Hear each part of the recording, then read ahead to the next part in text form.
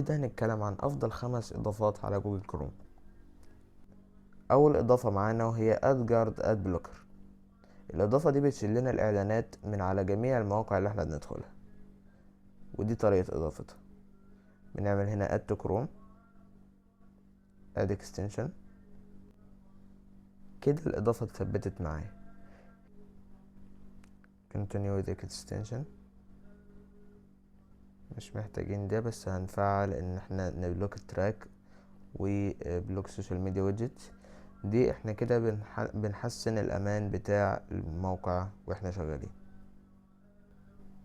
تاني اضافة معانا وهي awesome screen recorder and screenshot، ومن اسمها دي بتخلينا نعمل سكرين ريكورد وبتخلينا ناخد سكرين شوت للصفحة اللي احنا موجودين عليها. نعمل add to chrome، add extension. بعد التثبيت بيفتح لنا الصفحة دي، بنعمل sign in with جوجل. الخطوة دي بنعمل لها skip، وبعدين نديله الاكسس.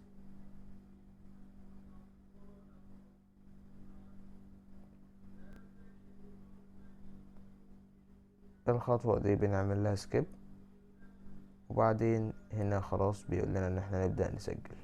تالت اضافة معانا وهي فوليوم ماستر، ودي بتعلي الصوت بتاع المواقع يمكن الى 6 اضعاف. ده بينفعنا في اليوتيوب في الفيديوهات اللي الصوت بتاعها بيكون قليل او الصوت بتاعها بيكون ضعيف، فبنعرف ان احنا نعلي الصوت عشان نعرف نسمعها كويس.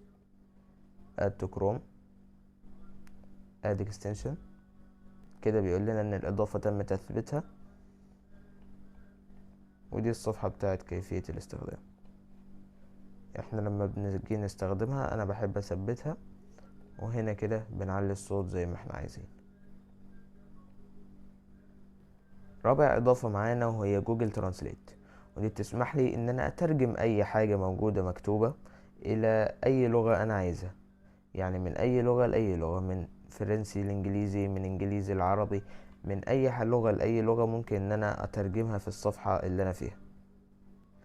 بنعمل add to chrome، وبعدين بنروح على الاوبشنز عشان نختار اللغة الاساسية بتاعتنا وهي العربي. فبعد كده اما هاجي عشان اترجم حاجة هتترجم باللغة العربية. الاضافة الاخيرة معانا وهي اضافة بتتيح لنا مزايا مش موجودة في منصات زي يوتيوب، وهي مثلا اني اصغر الفيديو جنبي علشان اقدر اشوفه وانا بعمل حاجة تانية. تعالوا نجرب. add to chrome، add extension، وننتظر التحميل. كده نزلت. دلوقتي انا عايز اتفرج على الفيديو ده وعايز اخده معايا عشان اقدر اشوفه وانا هنا. فازاي اقدر اعمل الكلام ده؟ اجي هنا واشغل الاداة، فالفيديو بيكون هذا الشيء اللي ممكن اخده معايا لاي تاب تانية واقدر اتفرج عليه.